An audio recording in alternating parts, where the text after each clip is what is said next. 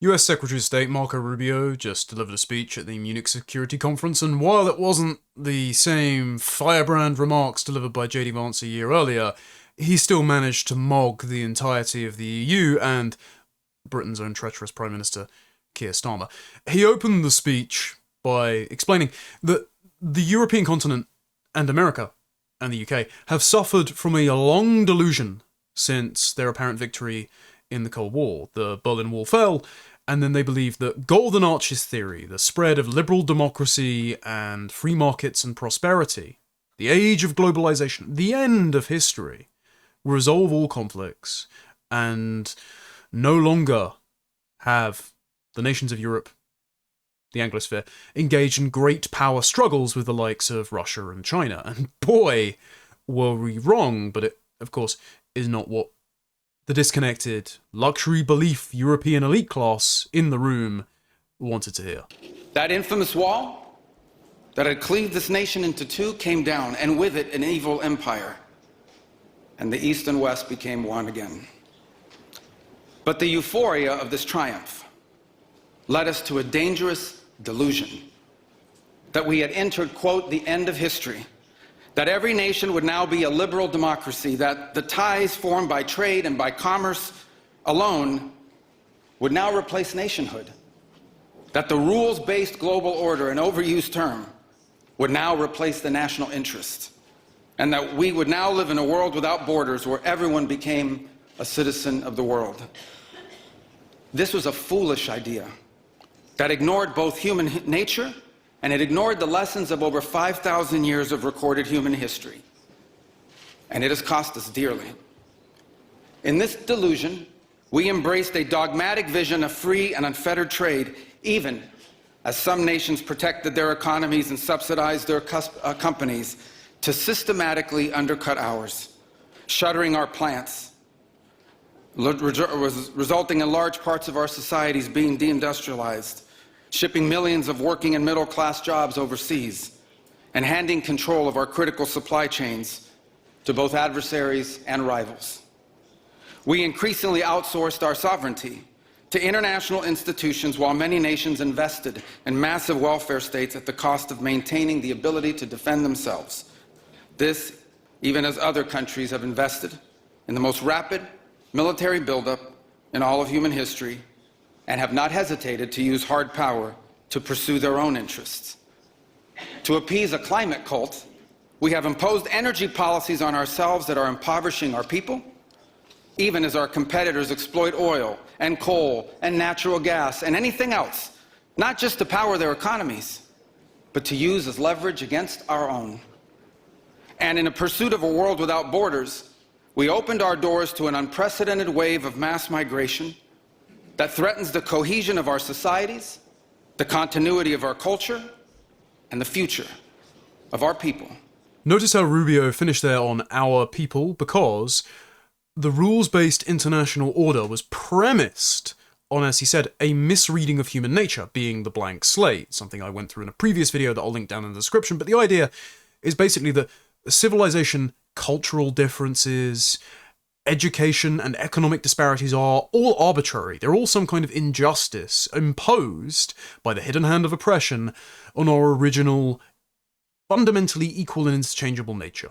And so, if we just had a global legal system, a system of global citizenship, if we got post-national, as Justin Trudeau once said, then we would realize we are all equal. We are no different, and we could live in the afterglow of the end of history, all singing John Lennon's Imagine. And this was an utter delusion, because to other cultures, especially, not the Anglo-Protestant ones of Northwest Europe, the Anglosphere, and specifically America and the UK, but also the broader, educated Christian countries of Western and Central Europe, ethnicity, tribalism, racial identity matters a lot more to other countries that we are interacting with, that we are trading with, that we have been outsourcing our manufacturing capacity to, than it does to us. And so this leaves us open to unilateral exploitation by people who do not see every single human being as warranting universal moral consideration, who do not believe in honesty as a principle, who will lie, cheat, and steal to advantage themselves, their family, their clan, and their nation.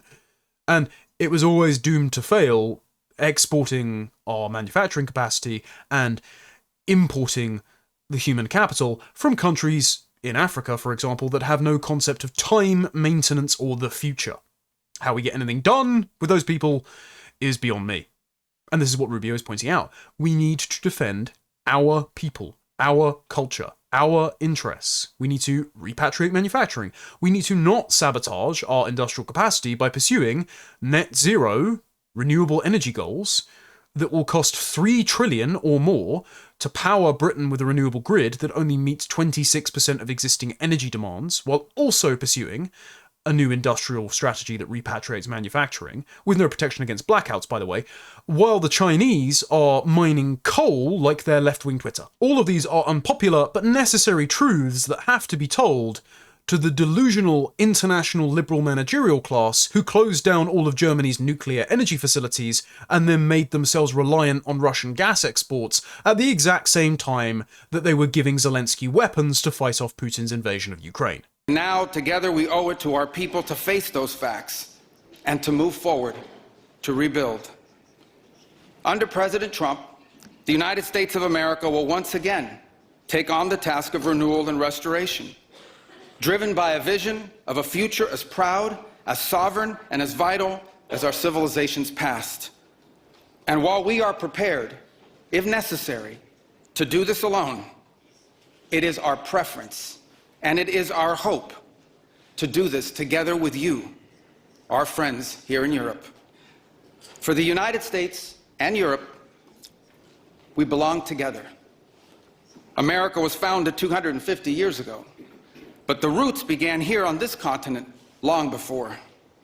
The men who settled and built the nation of my birth arrived on our shores carrying the memories and the traditions and the Christian faith of their ancestors as a sacred inheritance, an unbreakable link between the old world and the new. We are part of one civilization, Western civilization. We are bound to one another by the deepest bonds that nations could share, forged by centuries of shared history, Christian faith, culture, heritage, language, ancestry, and the sacrifices our forefathers made together for the common civilization to which we have fallen heir. Interesting that for all of Rubio's frequent visits to the Western Wall, he didn't say Judeo-Christianity there. Instead, he, as have other ambassadors at the US State Department under his supervision, so credit to Secretary Rubio, described America and Western civilization more broadly as European Christendom. Athens, Rome, Bethlehem. This doesn't mean you need to be mean to other people, but it does mean that we have distinct characteristics, a shared religion, a shared culture. But note, he said, heritage, inheritance, and ancestry. This is about lineage. It is about particular families in particular places who were the custodians, as well as the inventors, of these cultures, who practiced Christianity in their own bespoke and ethnically ergonomic ways, but realized the truth of creation and founded a common civilization. And despite their various wars over Christian denominations, spawned the pilgrims who sailed over on the Mayflower to Plymouth Rock, founded the city upon a hill, created the Founding Fathers, and gave rise to the American Empire, which is now not talking in terms of making the world safe for democracy or Straussian, secular, liberal values that they can just bomb into Iraq, Afghanistan, Syria, and Libya, destabilizing that region of the world and flooding Europe with third world mercenaries. Instead, it's talking about wanting to preserve the culture, the religion, the identities, and, yes, the specific peoples, the indigenous peoples of Europe, of America, of England, Britain, and the broader West. And these are much more encouraging words to hear out of the imperial capital of which we are, like it or not, protectorates. We Americans may sometimes come off as a little direct and urgent in our counsel. This is why President Trump demands seriousness and reciprocity from our friends here in Europe. The reason why, my friends, is because we care deeply. We care deeply about your future and ours. And if at times we disagree, our disagreements come from our profound sense of concern about a Europe with which we are connected, not just economically, not just militarily. We are connected spiritually, and we are connected culturally. We want Europe to be strong. We believe that Europe must survive. Because the two great wars of the last century serve for us as history's constant reminder that ultimately our destiny is and will always be intertwined with yours. Because we know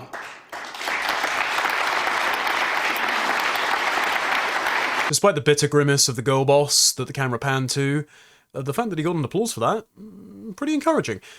America, regardless of the bellicose rhetoric around Greenland, because of course Trump was not willing to claim the lives of a bunch of Danish soldiers if he were to actually exchange gunfire with the European Union and other NATO nations over the territory. The Trump administration do care about the fate of Europe because people within the Trump administration that I've spoken to see Europe as the connective tissue between their American heritage, as heritage Americans, and the motherland, England, Germany, Rome, Athens, Jerusalem. And so speaking in these concrete terms about shared civilization, identity, ancestry, exclusive religion, means that we have firmer ground for cooperation than just mere transient economic ties or a deluded utopian goal to level the world to one common equal denominator based on this blank slate delusion that all the European elites in the room are true believers in. the fundamental question we must answer at the outset is what exactly are we defending? Because armies do not fight for abstractions. Armies fight for a people. Armies fight for a nation. Armies fight for a way of life. And that is what we are defending. A great civilization that has every reason to be proud of its history, confident of its future, and aims to always be the master of its own economic and political destiny. As Under-Secretary Rogers has made clear many a time, the United States is not funding NATO to defend Somalians living in social housing or Pakistani gangs that are preying on English children and marrying their cousins for centuries. This is not what the American empire wants to protect. It wants to protect European peoples and, downstream from them, their way of life, their culture, the heritage, faith, and identity that they share as the progenitors of America. Therefore, European leaders cannot replace their people and drive their demographics out of their ancestral lands and still expect to enjoy the support of the American hegemony. And if Europe thinks that it can go it alone, while spending more on welfare for immigrants from the third world, just look at the data from not just the UK, but the Netherlands and Denmark, Middle Eastern, North African, Pakistani, Turkish, and many sub-Saharan and Indian immigrants never contribute more in taxes across their lifetime than they take out, and that's without making cultural considerations. If Europe thinks they can pay endless amounts of welfare to those people and spend more on that than defense against the very countries that they're importing those people from, then this is civilizational suicide. These are exactly the existential civilizational threats profiled in America's national security strategy, which I read for in a previous video and will link down in the description. They're not just concerned about defense spending, or energy security, or supply chains and steel manufacturing. They're concerned about who the people are that will be manufacturing those weapons, those goods, that energy, and also who are the people they will be defending with all of those armaments and taxpayer dollars. They recognize that you can't substitute out your people and maintain your culture and civilization. We are particular, and we deserve to be preserved. And this is why we do not want our allies to be weak, because that makes us weaker. We want allies who can defend themselves so that no adversary will ever be tempted to test our collective strength. This is why we do not want our allies to be shackled by guilt and shame. We want allies who are proud of their culture and of their heritage, who understand that we are heirs to the same great and noble civilization, and who together with us are willing and able to defend it. And this is why we do not want allies to rationalize the broken status quo rather than reckon with what is necessary to fix it. For we in America have no interest in being polite and orderly caretakers of the West's managed decline. We do not seek to separate, but to revitalize an old friendship and renew the greatest civilization in human history. And above all, an alliance based on the recognition that we, the West, have inherited together. What we have inherited together is something that is unique and distinctive and irreplaceable. Because this, after all, is the very foundation of the transatlantic bond. It will restore to us a clear sense of ourselves. It will restore a place in the world. And in so doing, it will rebuke and deter the forces of civilisational erasure that today menace both America and Europe alike. I note that Rubio used the word restore. Well, if he's interested in a brand new political force that has just stormed on the scene in the UK, he might check out Restore Britain's proposal for a Deportation NATO, which would create a union of patriotic European nations interested in evicting unwanted and illegal migrants from their country, and rather than just passing them like a buck onto the previous European country they travelled through, instead banding together to either relocate them to a secure third country or working to use leverage to pressure their countries of origin to take their foreign nationals back. A deportation NATO leveraging foreign aid, trade, and tariff measures to pressure the hostile states of the Third World that are all too content to disperse their troublesome excess male populations across the West, siphon off their taxes and wealth in remittances, prey upon their children, commit terror attacks. A deportation NATO that ensures the demographic security of Western civilization. I think that's a pretty enticing proposal for Secretary Rubio to take notice of. The other R word that Secretary Rubio used was replaceable, and he's right. Our civilization is irreplaceable. Our culture is irreplaceable. Our faith is true and thereby irreplaceable. The interesting thing about the Christian God is that, sorry Nietzsche, he can't be killed, he in fact resurrects. But all of that means that the people from which those things come, the people to whom that culture, that civilization is second nature, the people in whose hearts you can reawaken the affinity for that faith and that culture, far easier than you can transplant it into an entirely different people, well, those people are irreplaceable too. And that's why listed among the existential threats of civilisational erasure in the national security strategy was not just mass migration and the crimes and costs imposed upon native European populations by mass migration, but also demographic displacement, white flight, for a better term of it. And so it's excellent the American State Department is recognizing the role that demographics and demographic security, and thereby the possession of one's own country that native European populations should enjoy, factors in to their international diplomacy and national security strategy. And I'm here today to leave it clear that America is charting the path for a new century of prosperity, and that once again, we want to do it together with you, our cherished allies and our oldest friends.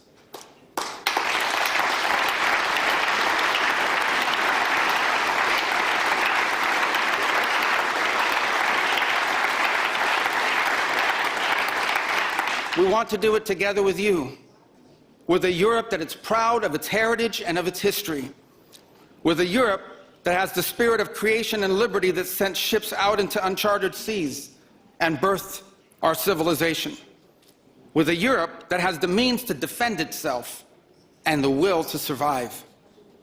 We should be proud of what we achieved together in the last century, but now we must confront and embrace the opportunities of a new one. Because yesterday is over. The future is inevitable.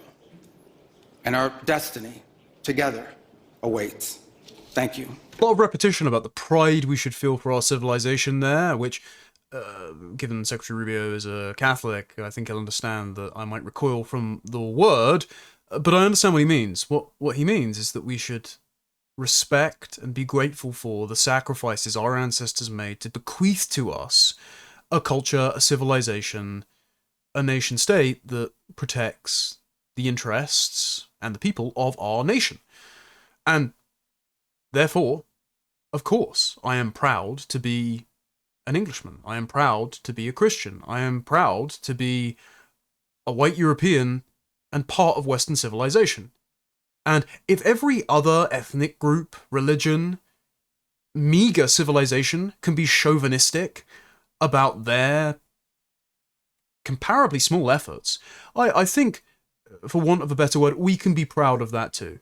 And it doesn't mean that we have to be mean to every other civilization or person from another ethnic group that we come across. It just means that we love what's ours. We love our own, and we look out for our own interests, and this is normal and healthy, and this is something that has been forgotten in the age of liberal blank slate globalization, and has driven us to the brink of extinction. And the sooner we realise that, the better. So let's contrast this with a speech from an inveterate traitor like Sir Keir Starmer, who those in the room respect a great deal more, but who is the least popular Prime Minister on record, and is second only to Emmanuel Macron as the most despised leader across Europe. Starmer, in his typically out-of-touch automaton fashion because he can't rotate shapes in his mind, regurgitated tired old lines about Russia again. Russia has proved its appetite for aggression, bringing terrible suffering to the Ukrainian people, collaborating with populists to undermine our values, and using disinformation to sow division. The reason I'm reading this is because I thought I would spare you Keir Starmer's insufferable nasal droll. But what he's referring to here is the former Reform UK leader of Wales, Nathan Gill, who took bribes from the Russians to make pro-Russian speeches in the European Parliament between 2018 and 2019. But of course, Starmer, and it's tired to call the left hypocritical because they don't care. It's not about hypocrisy. It's about hierarchy. It's about crushing your enemies without any ethical consistency because they don't believe that you are moral agents worthy of consideration. But it's of course ironic for Keir Starmer to talk about disinformation because he just lies repeatedly. For example, pretending he didn't know that Peter Mandelson was Jeffrey Epstein's best friend when appointing him US ambassador before the Trump election. And then going on to say, I stand absolutely behind Morgan McSweeney, just like he's a Ukrainian rent boy, before having McSweeney fall on his sword to buy Starmer some more time before the disastrous May elections, which have now been forced to go ahead across the country because of legal action brought forward by Reform UK. So, Starmer's one to talk about disinformation. This is how we will build a better future for our continent, Starmer whinged on. True to the vibrant, free, diverse societies we represent, showing that people who will look different to one another can live peacefully together. We are in the midst of the biggest national scandal that's ever hit Britain. Bigger than the Norman conquests, bigger than the Blitz, the Pakistani rape gangs, which Starmer's own party not only covered up, but participated in. And he is saying, this is proof that a diverse society, by which he means ethnically incoherent, populated by predominantly non-white people, because diverse just means non-white, or non-native British, rather, can rub along nicely. Actually, I think this has been a total disaster. It's not necessarily because of skin colour, but that's only because we don't think in terms of skin colour in the Christian individualistic nations of the West. But other groups do. For example, imported Pakistani men who abuse children because they're white. So, turns out, diversity is not our strength, it's very, very dangerous, and we do not treat the newcomers with nearly the same racial prejudice and ethnic violence as they do to us. And so while Keir Starmer is whinging about Russia, we have got essentially acts of ethnic warfare being done by the thousands every year in Britain by men who have no right to be here. And so compared to Marco Rubio's rhetoric about the need to protect European peoples from civilisational erasure through policies like mass migration, Keir Starmer couldn't look more treacherous and out of touch if he tried. And that's why I'm here today, Starmer said, because I am clear there is no British security without Europe and no European security without Britain. And crucially, we must do this with the United States, but at the same time we recognise things are changing. The US national security strategy spells out that Europe must take primary responsibility for its own defence. That is the new law. Oh, so you read it then, Starmer. Perhaps you watched my video on it. So you know that they listed mass migration, your policies specifically, as well as two-tier justice, and the advantaging of foreign nationals, not just by the criminal justice system, but also by social housing and welfare. You know, we spend £1 billion a month on universal credit and other benefits for migrants. You would know that they listed that as an existential threat to Britain. So do you fancy taking action on any of that, or are you going to keep calling those who notice this problem an enemy to national renewal, which you will fight as long as you have breath in your body? So my message today is the United Kingdom is ready, Starmer said. We see the imperative, we see the urgency. We want to work together to lead a generational shift in defence industrial cooperation.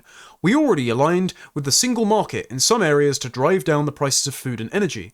We are trusted partners, and as the Chancellor of the Exchequer, Rachel Reeves, her of mansplaining fame, said this week, deeper economic integration is in all of our interests. With who? Because, of course, Starmer is not just referring to the EU, because, like his predecessor and mentor Tony Blair, he is seeking to reintegrate Britain with the European Union, despite Brexit, to sabotage the next government.